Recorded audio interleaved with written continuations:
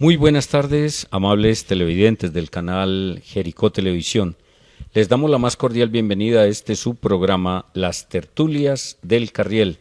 En esta semana, celebración de Santa Laura y celebración también del Beato Juan Bautista Velázquez en el municipio de Jardín.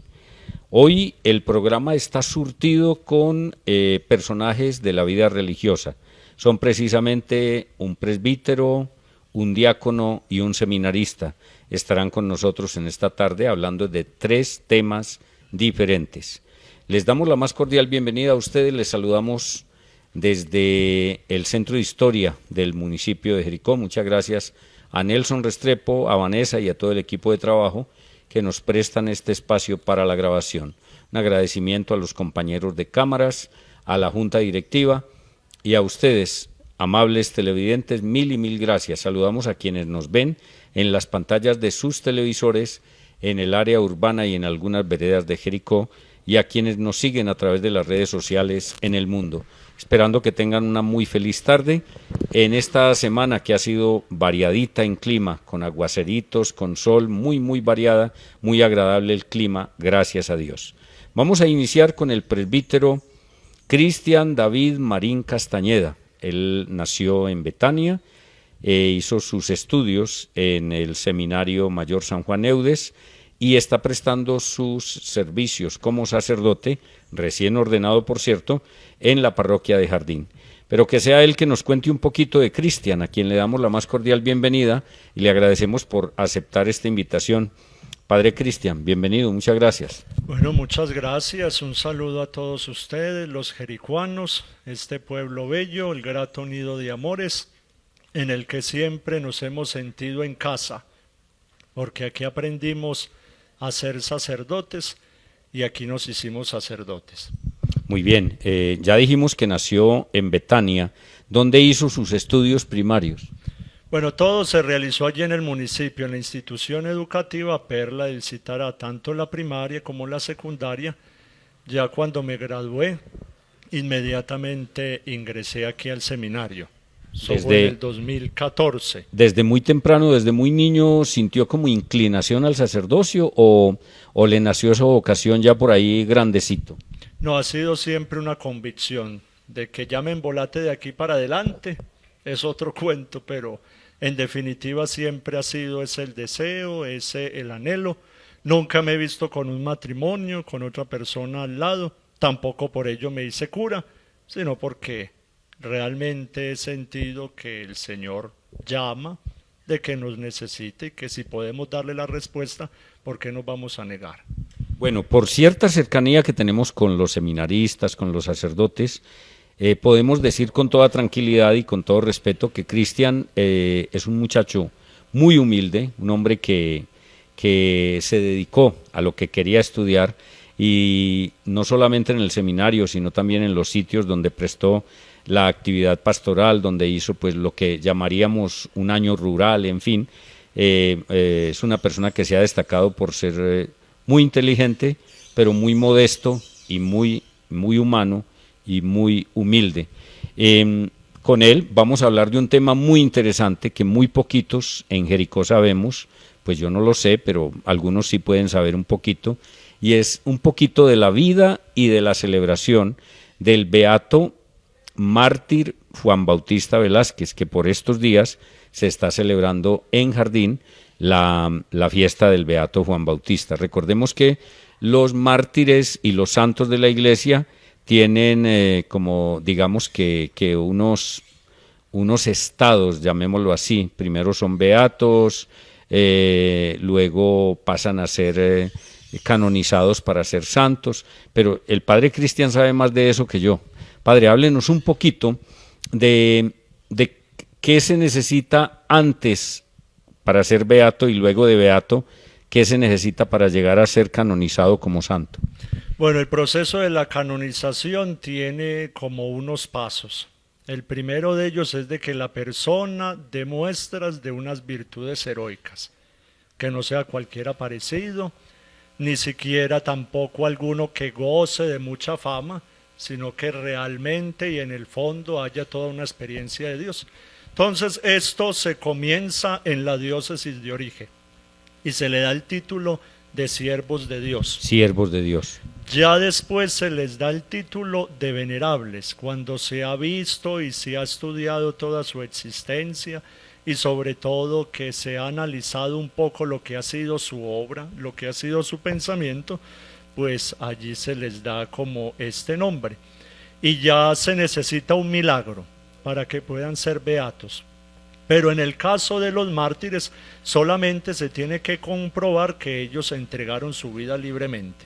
Es decir, ellos nunca necesitaron de un milagro para poder llegar a los altares, que desde beato ya son santos, porque beato quiere decir bienaventurado, el feliz, el dichoso. Todo aquel que está en el cielo es un beato, todo aquel que está en el cielo es un santo. Pero nosotros nos hemos creado la mentalidad de que solo son los que están en los altares, solo los que están en las iglesias, canonizados. Pero ahí hay muchas abuelitas, muchos tíos, muchos hermanos que quizás ustedes pueden encomendarse a ellos. Y ya se viene un segundo milagro para poder proceder en sí a la canonización. Algunos se demoran poco, otros mucho. La Madre Laura se llevó casi 50 años. El mismo día que hubo la ceremonia de ella en Roma, se canonizaron a unos mártires que eran de hace 500 años, de forma que uno siente de que nunca es tarde y de que la Iglesia no deja en el olvido a aquellos que no han iniciado proceso, sino que tiene todo su seguimiento y sobre todo en ellos vemos la enseñanza y el testimonio para poder seguir adelante en nuestro caminar cristiano. Presbítero Cristian, en una forma resumida, ¿quién era Juan Bautista? ¿Un hijo de Jardín, de Andes, de Betania? ¿De dónde era? Juan Bautista Velázquez Peláez es uno de los beatos desconocidos por todos nosotros, porque no contamos como con la gracia o sobre todo como con la fortuna que sí puede tener la Madre Laura o el Padre Marianito o tantos otros que tenemos aquí en Antioquia, que es una tierra muy fértil para la santidad. La diócesis de Jericó debe sentirse orgullosa por eso, porque tiene a Madre Laura y al lado de ella hay dos beatos, Juan Bautista Velázquez Peláez, que es de Jardín, y el beato Jesús Aníbal Gómez Gómez, que es de Tarso.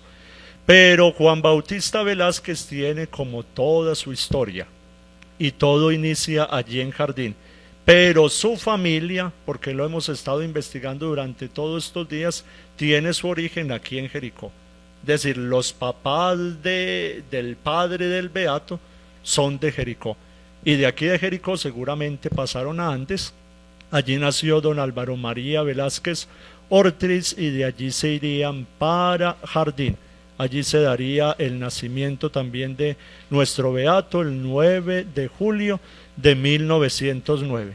Ya como se vieron escasos en pobreza, porque su madre había muerto ya por una enfermedad, una de las hermanas de él tomó toda la responsabilidad, que fue Carmelita, si no estoy mal, y ella pues tenía una docencia, tenía una maestría, y esto lo fue a ejercer en Betania. Por eso terminan en Betania tanto don Álvaro como el beato Juan Bautista. De ahí sale para el seminario aquí en Jericó a ser el menor, y de allí también saldrá para Bogotá e iniciar todo su postulantado y noviciado en la Orden Hospitalaria de San Juan de Dios. ¿Por qué termina Juan Bautista en España?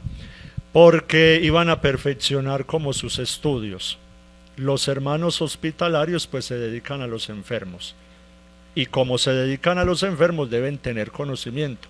Entonces una manera de ellos como avanzar en esto pues era como llevárselos para otras naciones, no solamente para que tuvieran la experiencia, sino sobre todo para que pudieran alcanzar un título. Junto con él se fueron otros 6 compañeros, unos de Antioquia, otro de Huila y asimismo de otros departamentos de aquí de Colombia. Cuando estalla la revolución, por allá de 1936 a 1939, pues se tiene toda una persecución. Murieron obispos, sacerdotes, religiosas. Nunca ha dado tanto la Iglesia mártires como fue el siglo XX. En la Guerra Civil Española. Juan Bautista y Jesús Aníbal murieron en las mismas, casi que en las mismas circunstancias, pero murieron el mismo día o fue ese por separado. El mismo año, pero no el mismo día, porque este Juan Bautista es del 9 de agosto de 1936. Y si no estoy mal, el Beato Jesús Aníbal es de noviembre. Creo que por ahí se acerca un poquitico como la fecha. Cuentan que él ya venía y en el aeropuerto. Sí, es los mismos casos en los dos. Es decir, tanto Juan Bautista como Jesús Aníbal venían ya de regreso. Inclusive parece que les habían dicho allá en donde ellos estaban, en el seminario donde estaban, les habían dicho, pues hombre, vayan para Colombia, que esto está como duro, y en la salida los asesinaron. Bueno, hablemos un poquito de las fiestas del Beato. ¿Cuándo comenzaron? ¿Qué estamos haciendo? ¿Cuándo termina? Jardín no tiene presa mala. Por donde se le mire es una maravilla, tanto su gente como sus campos y en sí la parroquia.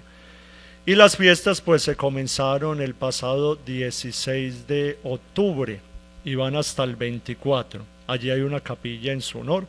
De él no tenemos reliquias, porque todos ellos fueron tirados como a una fosa común, no se ha podido identificar, y si se tiene esto, pues no se ha tenido la posibilidad de que nosotros podamos contar como con un huesito, con algo mínimo para tener de ellos. No hay posibilidad.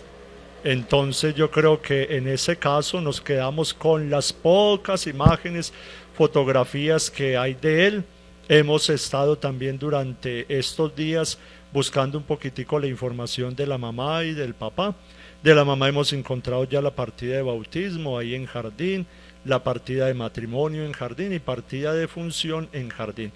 Del papá buscamos por Jericó, no encontramos, y ya gracias al diácono Santiago, que maneja una aplicación, una plataforma, pues se pudo comunicar con alguien y nos dijeron busquen por Andes.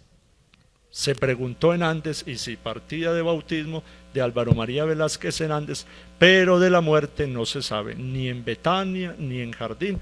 No sabemos ni tenemos idea dónde se realizaría esto, porque si al menos supiéramos esto, pues mucha información se recopila, incluso los mismos restos, saber dónde están. Es verdad que no los vamos a encontrar, porque ha pasado mucho tiempo. La mamá es de 1924, el fallecimiento, y el papá, la última carta fue en 1952, entonces está en la década del 50, década del 60, pero...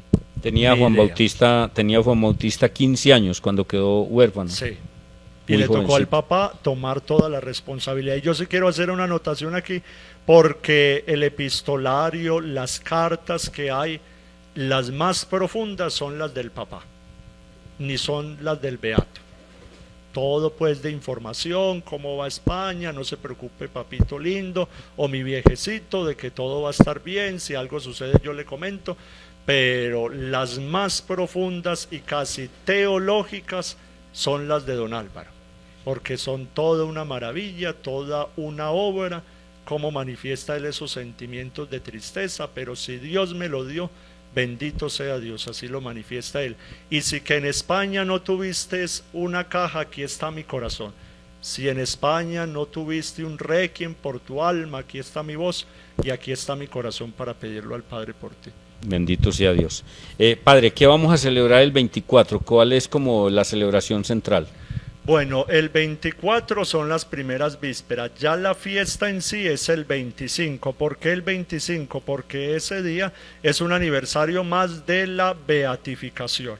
Ellos fueron asesinados, martirizados un 9 de agosto, pero como para acomodar un poquitico ahí las fechas, pasó al 25 de octubre. De forma que no solamente es Jardín, sino estos otros municipios que cuentan con sus mártires hospitalarios. El 25 se tendrá la Eucaristía solemne, la procesión, pero como anticipación el 24 en la noche en el Teatro Municipal se tendrá la alegoría El Discípulo, que es todo un montaje en honor a él, que el fuerte de eso son las cartas del papá, y por eso me atrevo a decir que es más profundo que el Beato, y que como personajes centrales casi que es don Álvaro, y estará el Beato por ahí manifestando alguna de sus cosas, pero en definitiva el fundamento es el sentimiento de un padre que pierde a su hijo, pero que se siente orgulloso por tener un mártir en su familia. Presbítero Cristian, les deseamos muchos éxitos en esta celebración.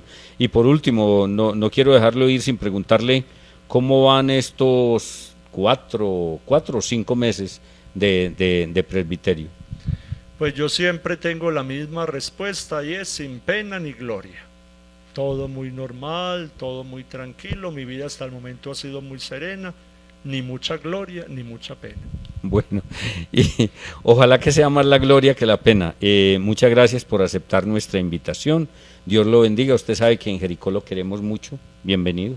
A ustedes, que Dios les bendiga, les conceda siempre su gracia, y Jericó está en nuestro corazón porque Jericó se ha marcado en nuestro corazón. ¿Todavía toca el piano en medias? Pues el órgano tubular, porque con los zapatos se enreda uno, pero no, ya casi, esos son épocas de seminario, Sí, ya señor. en este tipo no le corresponde a uno como mucho esto y ya no hay la posibilidad de... Muy bien, muchas gracias. Bueno, a ustedes, amables televidentes, les invitamos a unos mensajes y venimos con más invitados. Ya les dije, hoy las tertulias tienen todo de religiosidad.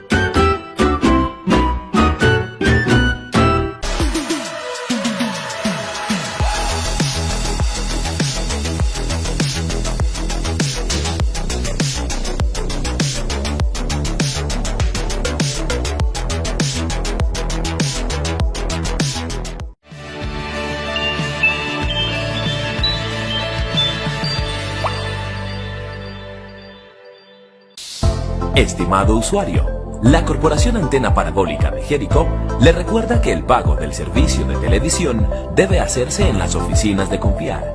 En nuestras oficinas solo se atenderán suscripciones y requerimientos técnicos.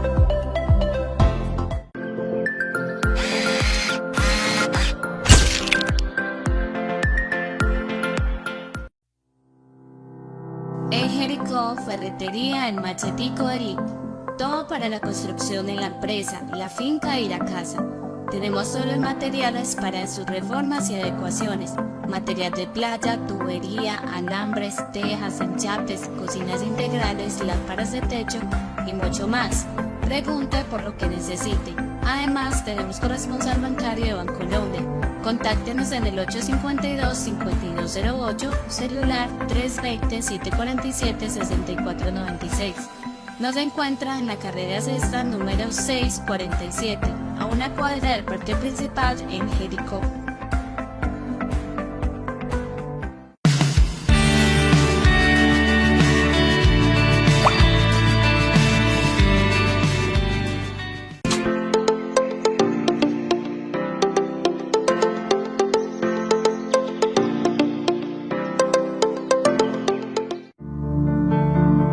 No se pierda el Santo Rosario de lunes a sábados a las 5:30 de la tarde por nuestro canal 8 JTV Global, Jericó Televisión.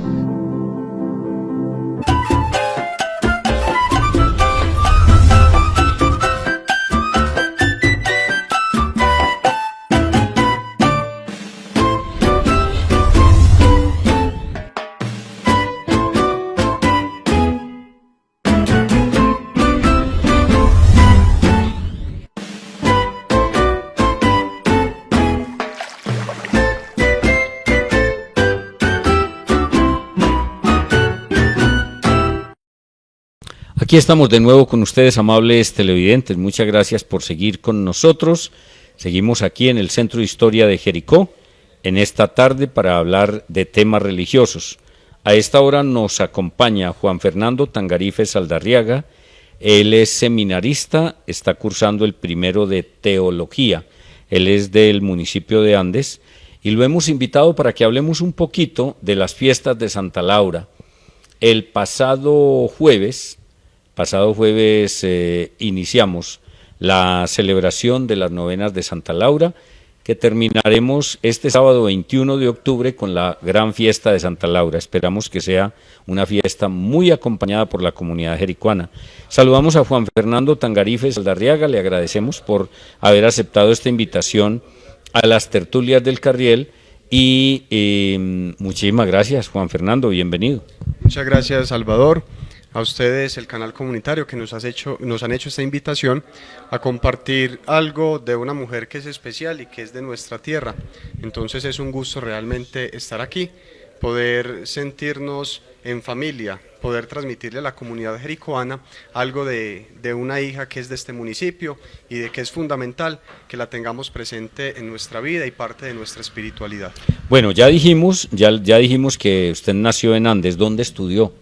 Bueno, yo estudié toda mi formación, tanto la primaria como la secundaria, en la institución educativa María Auxiliadora, con las hermanas salesianas. Allí cursé toda mi formación de colegio, luego ya pasé a la universidad. Terminada la universidad, decidí ingresar al seminario y ya es el 4º año de formación, primero de teología. ¿Desde qué tiempo más o menos se le despertó el deseo de estudiar para sacerdote?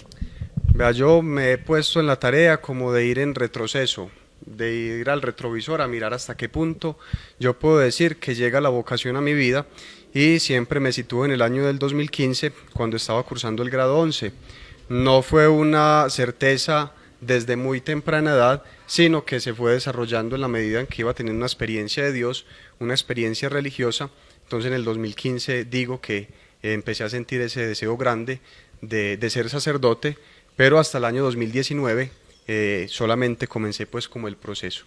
O sea, usted se quedó en la casa unos años, 3 años. Yo estuve estudiando otra cosa en Medellín, 3 años hice una tecnología, una carrera, y ya más adelante sí me hice como tomar la decisión de querer ser sacerdote y de hacer mi formación. ¿Es tecnólogo en qué? Yo soy tecnólogo en mecánica automotriz. Ah, qué bien. Del Pascual Bravo hice esa formación y ya pues abandoné como todo ese estilo de vida para empezar mi formación en el seminario. Maravilloso. ¿Y cómo se siente? Bien, es una experiencia bonita, muy difícil.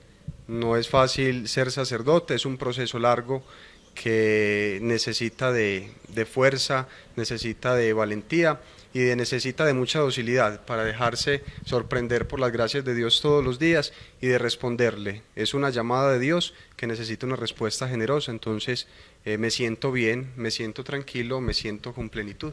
Paciencia, muy buena voluntad. Exacto. Y una cosa que todos necesitamos en todo, y es constancia. Sí, señor.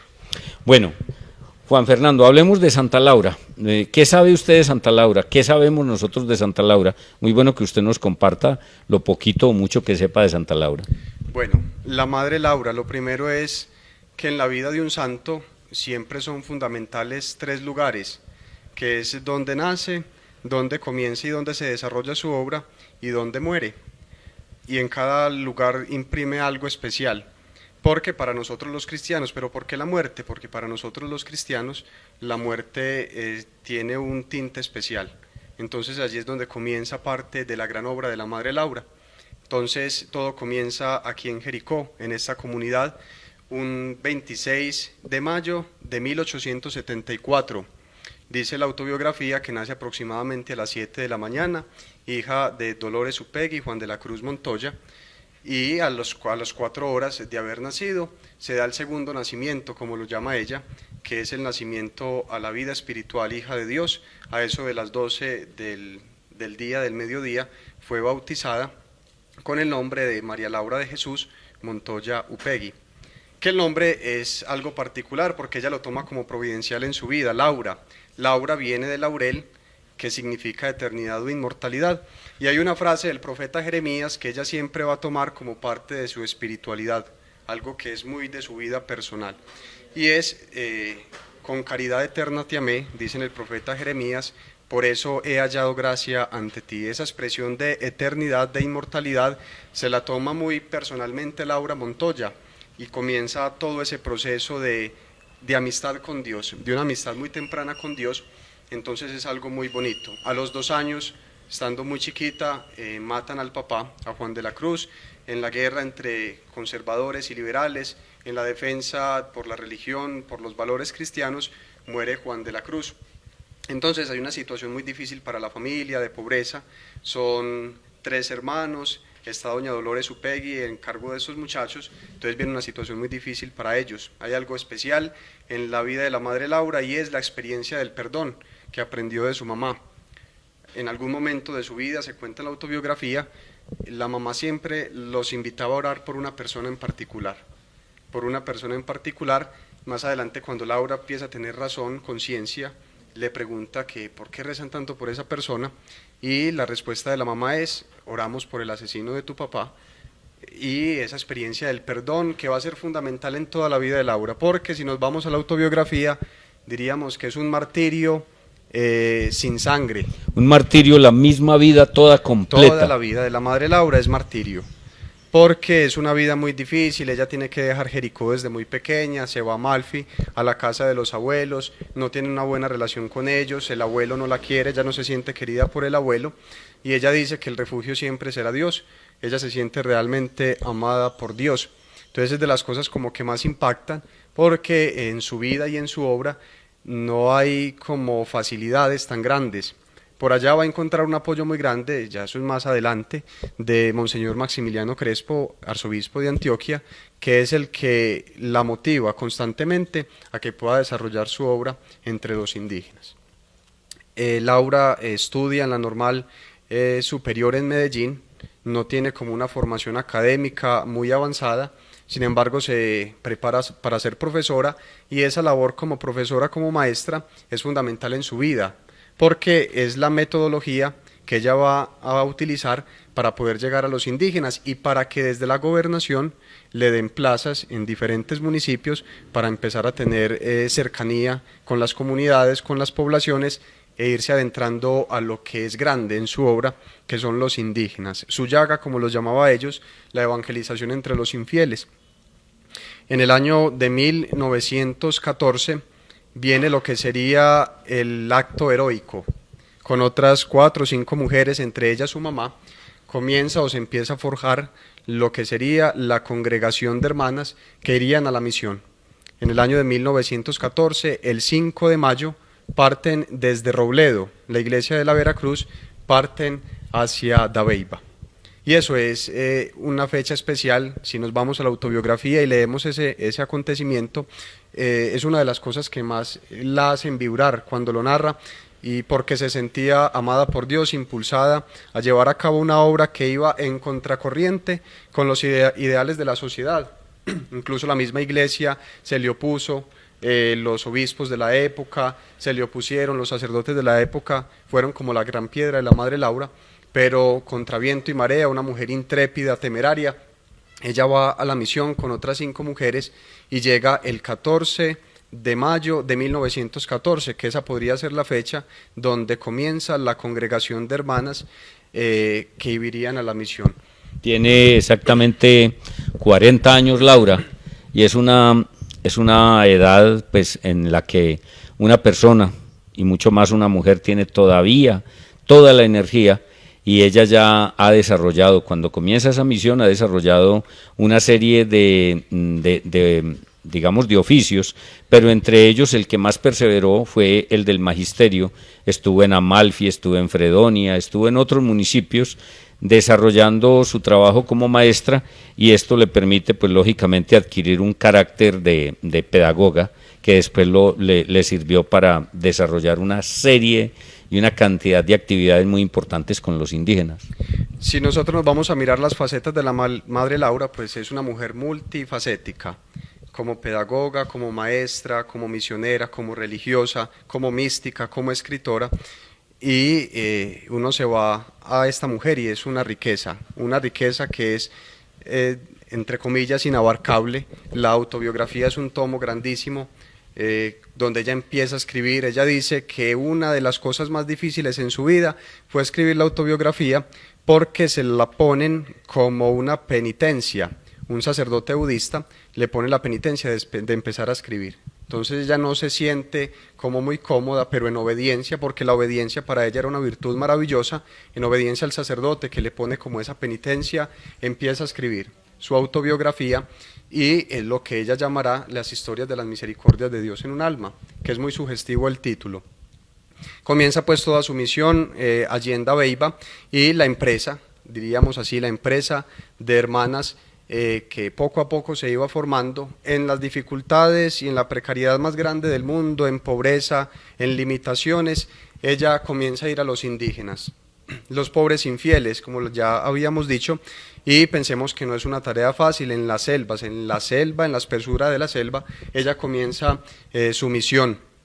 No es fácil porque son culturas distintas, cómo llevar el evangelio a una cultura donde ya hay unas convicciones, donde ya hay una estructura, donde hay unas creencias, entonces tiene que venir una pedagogía de inculturación, de adentrarse a vivir con los indígenas, de vivir con ellos. San Pablo en una de sus cartas dice aprender ser pobre con los pobres, a vivir en la pobreza, a vivir en la riqueza, como Dios nos vaya disponiendo, y la Madre Laura sí que supo interpretar eso, de aprender a vivir con los indígenas, a su estilo, con su cultura, y poco a poco, ella dice que la gran autora de la obra es la Santísima Virgen María, la Inmaculada Concepción, y ella es la que de cierta manera va en la cabeza en la misión. Bueno, podríamos quedarnos toda la tarde y la noche hablando de Santa Laura y sería maravilloso, sería para discernir una cantidad de cosas que nos dejó como ejemplo Laura Montoya.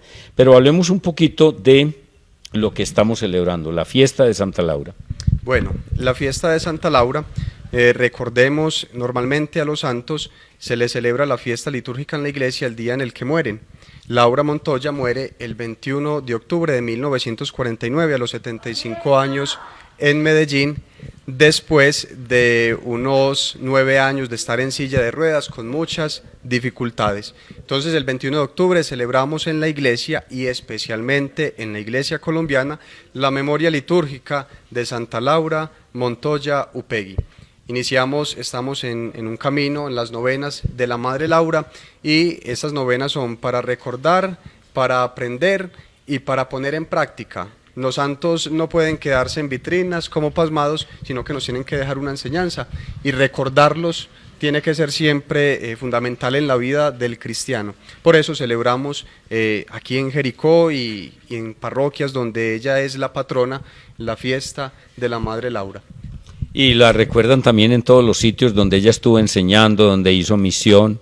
Uno se imagina que Dabeiba celebra, Fredonia celebra, el mismo Amalfi celebran su fiesta, y con mayor razón en Belencito, allá en la parroquia de Belencito, en el barrio de Belencito Corazón, en donde ella dio su último suspiro en esta tierra y en donde tiene pues la gran casa de las hermanitas de Santa Laura, en donde está digamos que la jerarquía de la comunidad de las Lauritas, que de ahí se extienden a 21 países en el mundo, porque nos faltó decir, y ya pues se nos acabó el tiempo, nos faltó decir que las Lauritas están extendidas por todo el mundo.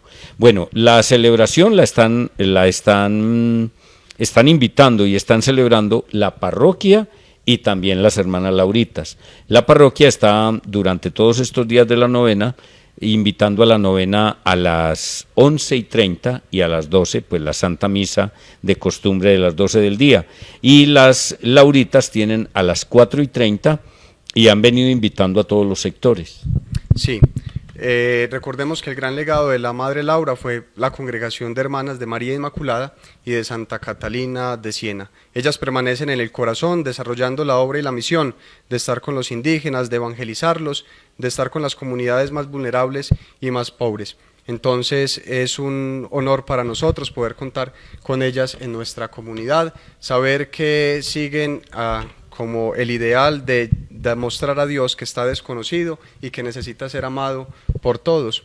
Esa es frase de la Madre Laura, el sitio, tengo sed, 2 sedientos Jesús mío, tú de almas y yo de saciar tu sed. Que no se pierda nunca ese ideal, ni en las hermanas Lauritas, ni en los cristianos, porque necesitamos seguir mostrando a Dios en el corazón de las personas, necesitamos llevar el evangelio a las personas que lo necesitan. Dios tiene que ser amado y conocido por todos, como decía siempre la madre Laura. Esta semana en una entrevista para radio, para Jericó Televisión, realizada por Luz Alicia Botero a la hermana Magnolia Parra, le preguntaba que cómo ha sentido el acompañamiento y ella dijo, muy contenta porque en 10 años que llevamos celebrando la fiesta de Santa Laura, es el primer año en que la gente ha acudido masivamente a la novena, a la Eucaristía, y la gente en Jericó está aceptando. Y decimos en Jericó porque han venido de muchas partes a celebrar, inclusive han venido delegaciones de Medellín, de Jardín, de otros municipios, pero a los jericuanos siempre se nos hacía como reacios, pero parece que este año sí la comunidad ha aceptado, ha recibido esta invitación muy especial y esperamos que de día en día vaya creciendo ese fervor. Yo quiero continuar en esta línea con una cosita, un llamado de atención a los jericuanos, porque necesitamos sentido de pertenencia con la Madre Laura. Ella no puede pasar desapercibida, no podemos crear como un corazón frío. No, necesitamos conocerla, necesitamos amarla. Tenemos en nuestro municipio un rincón, la casa donde nació un santo. Eso es un privilegio. Eso poco se da en muchas partes. En nuestra diócesis está el beato Jesús Aníbal de Tarso, Juan Bautista de Jardín, pero aquí tenemos a una santa en Jericó. Entonces es un llamado de atención, sentido de pertenencia con la Madre Laura, acogida, participación. Necesitamos darla a conocer y ante todo nutrirnos de su espiritualidad, que es una espiritualidad hermosísima. La invitación entonces, Juan Fernando, para que la gente asista mañana sábado, porque este programa se emite los viernes, mañana sábado a las actividades de celebración del Día Clásico de Santa Laura. Claro que sí, no dejemos pasar desapercibida esta fecha, no seamos como tan fríos de corazón. El clima de Jericó es muy frío, pero que así no sea nuestro corazón y que así no sea nuestra espiritualidad. Participemos con fe y con devoción, que tenemos una intercesora en el cielo y que nos mira con privilegio a nosotros, sus jericoanos, sus paisanos, los que nos sentimos como acogidos por esta tierra y sus propios hijos. Entonces realmente vivamos esta fiesta de la Madre Laura con fervor, con fe y con muchísimo amor. Muchas gracias, Juan Fernando Tangarife Saldarriaga, seminarista, estudiante del primer año de teología, invitando a que celebremos la fiesta de Santa Laura. Gracias, Juan Fernando. A ustedes muchas gracias por la invitación, que el Señor los bendiga y que la Madre Laura interceda por nosotros. Bueno, a ustedes les invito a unos mensajes muy interesantes y ya venimos para dialogar con el diácono Santiago Espinosa Contreras.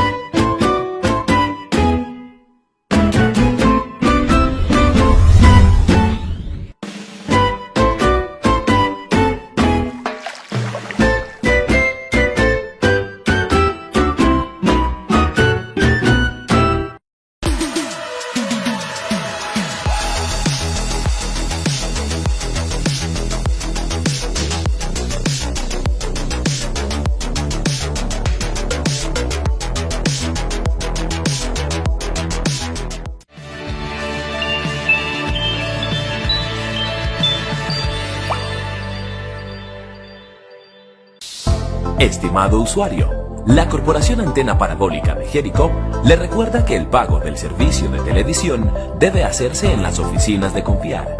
En nuestras oficinas solo se atenderán suscripciones y requerimientos técnicos.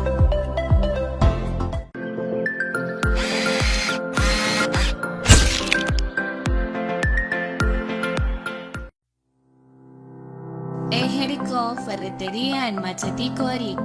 Todo para la construcción en la empresa, la finca y la casa. Tenemos todos los materiales para sus reformas y adecuaciones. Material de playa, tubería, alambres, tejas, enchapes, cocinas integrales, lámparas de techo y mucho más. Pregunte por lo que necesite. Además, tenemos corresponsal bancario de Bancolombia. Contáctenos en el 852-5208, celular 320-747-6496. Nos encuentra en la carrera sexta número 647. a una cuadra del parque principal en Jericó.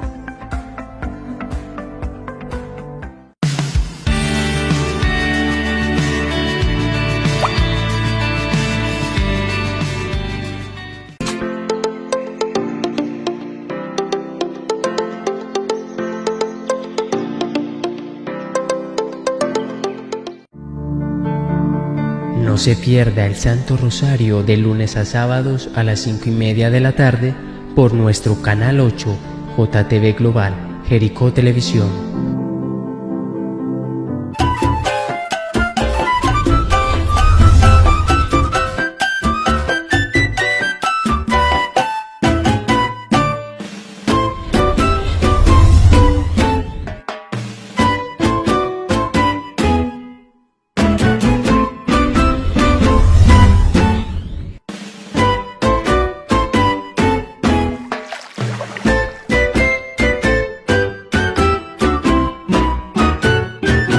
Bueno, aquí estamos, amables televidentes, muchas gracias a ustedes por seguir con nosotros en esta tarde, en esta semana que estamos celebrando Fiesta de los Santos, Fiesta de Santa Laura y Fiesta del Beato Juan Bautista Velázquez. Bueno, tuvimos en el programa a Cristian, que fue ordenado sacerdote el 20 de mayo de este año. Y el día que fue ordenado sacerdote Cristian, también fue ordenado diácono Santiago Espinosa Contreras. Eso fue el 20 de mayo. Estamos cumpliendo 5 mañana, el viernes. Hoy viernes, estamos cumpliendo 5 meses de diaconado. ¿Por qué les hago esta pequeña introducción? Porque el invitado es Santiago Espinosa Contreras, diácono, a quien le damos la más cordial bienvenida. Con él vamos a hablar de un tema muy interesante y es un libro que él escribió en memoria de la vida del presbítero Gonzalo, que hace 2 meses nos dejó, y el libro se llama El Espartano. Le damos la bienvenida a Santiago Espinosa Contreras, le agradecemos por estar con nosotros. Bienvenido, Santiago, a las tertulias del Carriel. Muchísimas gracias, don Salvador, por esta invitación que me hacen a participar de este programa Tertulias de El Carriel. Me siento pues muy orgulloso y pues con una alegría inmensa de poder compartir con ustedes y con la comunidad que nos ven en este momento. ¿Dónde nació Santiago? Yo soy jericuano, orgullosamente jericuano, de la familia Espinosa Contreras, campesinos, trabajadores, de una familia muy religiosa, muy espiritual, y pues muy contento y muy orgulloso de ser y pertenecer a este municipio. ¿Dónde realizó sus estudios primarios, bachillerato? Yo soy normalista de corazón.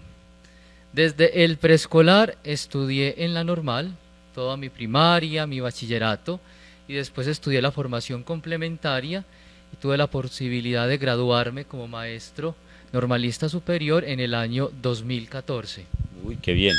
Bueno, Santiago, ¿cuándo siente usted como ese llamado a iniciarse en la vida religiosa? El misterio de la vocación es algo que no tiene como explicación, porque todos tenemos, como los que estamos en este camino, tenemos un llamado distinto. Por eso esto es un misterio. Y algunos desde pequeños son llamados y tienen ese deseo en su corazón y en su vida de seguir al Señor. Y otros en el transcurso de la vida, del camino, pues vamos sintiendo el llamado. Y yo lo sentí ya a una edad un poco ya juvenil y estando estudiando en la normal. Fue mi llamado al sacerdocio y pues ya después de 9 años de estudio en el seminario, gracias a Dios logramos este objetivo, esta iniciativa de Dios, que es una iniciativa directamente de Él, porque nosotros no nos llamamos a este ministerio, es el Señor el que nos elige a pesar de nuestras dificultades, debilidades, de la poquedad que nos baña nuestra humanidad. Hablemos un poquitico, por ahí en un minutico, para que luego hablemos del libro. ¿Qué es un diácono? Un diácono no es ni un seminarista, ni es todavía un sacerdote. La jerarquía de la iglesia está compuesta por presbíteros, obispos y diáconos. Después, comunidades religiosas, la vida consagrada y el pueblo fiel de Dios. a lo que la mayoría de personas pertenecen. El ministerio del orden sacerdotal, que es un sacramento, pues ya lo he dicho, tiene 3 divisiones. El primer grado más importante, plenitud del sacerdocio, es el episcopado, es decir, los obispos. En segundo grado están los presbíteros y en tercer grado estamos los diáconos. Todo se recibe a través de una ordenación que la concede un obispo. Nosotros pertenecemos entonces a ese tercer grado, somos sacerdotes en tercer grado, y el diácono puede realizar algunas funciones ya ministeriales en toda esta colaboración con la iglesia de lo que es la atención al pueblo fiel de Dios. Entre ellos podemos casar, celebrar matrimonios, podemos bautizar, predicar, leer el evangelio, distribuir la comunión, servir al altar. Bueno, lo único que no podemos hacer es celebrar la Eucaristía, que es consagrar en momento de la consagración, porque todavía no hemos recibido el orden sacerdotal, la unción y consagración de nuestras manos para poder hacerlo, y tampoco podemos confesar y ungir enfermos, porque la unción de los enfermos conlleva el perdón de los pecados. Y es un sacramento. Y es un sacramento y no lo podemos hacer. Entonces, de los 7 sacramentos nosotros podemos celebrar 2, bautismo y matrimonio. Muy bien. Santiago, usted escribió un libro muy interesante sobre la vida de un sacerdote que quisimos y queremos mucho en Jericó, un hombre que nos dejó grandes enseñanzas con su silencio, digámoslo así, porque era un hombre que pasaba casi desapercibido, pero muy querido por todos, el padre Gonzalo. Hablemos un poquito de por qué le nació a usted la idea de escribir El Espartano. Bueno, el libro El Fiel Espartano es una obra del año 2019 que la publiqué, y pues fue como un logro personal, gracias a una iniciativa, una motivación que tuve de un sacerdote. Aquí en la presentación del libro pues está como toda la explicación, pero en síntesis era como un homenaje que yo quería realizar al Padre por toda su obra.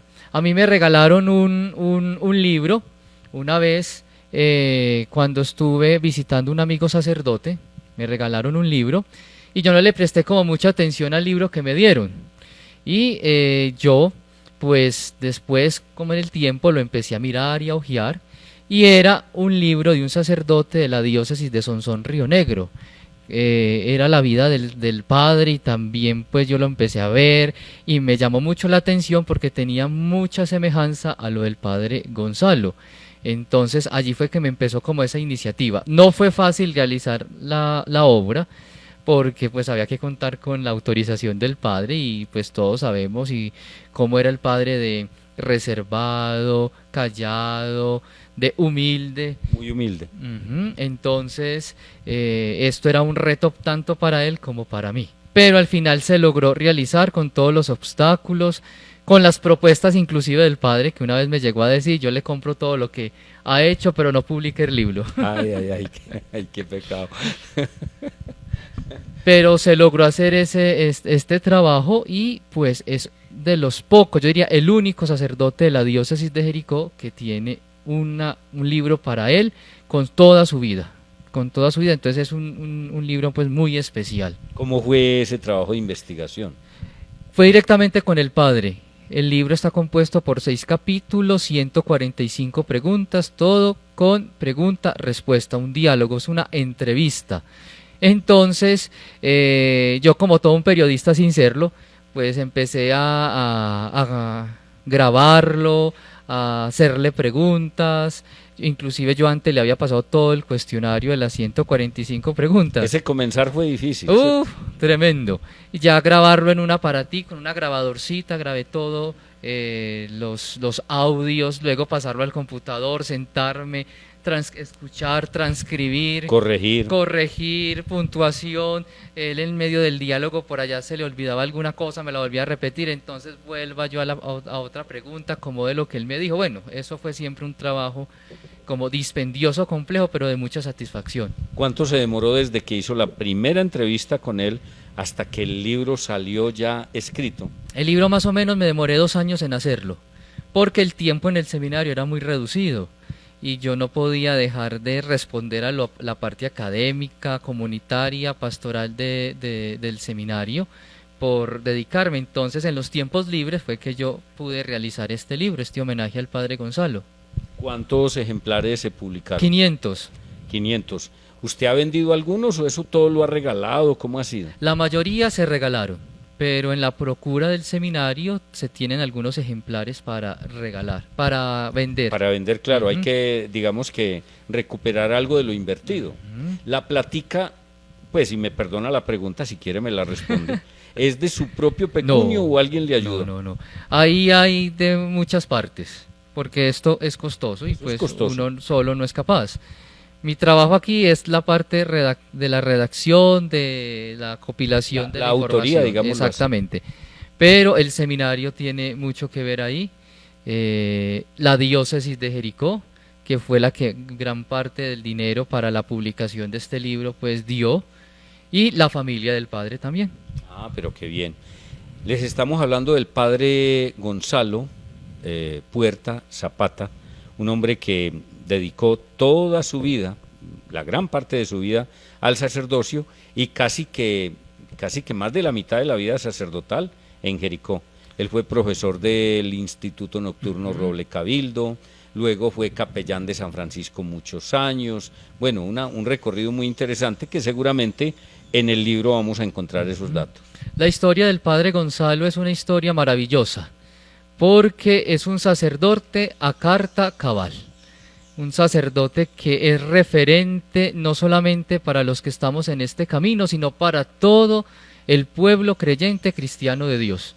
La figura del Padre Gonzalo demuestra que vivir bien lo podemos hacer, siendo sacerdotes, siendo religiosas y siendo unos buenos ciudadanos. Y aquí en este libro pues está compendiado como esa historia.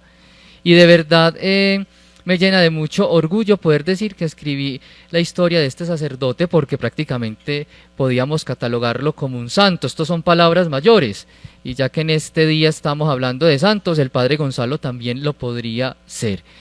La figura del padre Gonzalo tiene muchas facetas.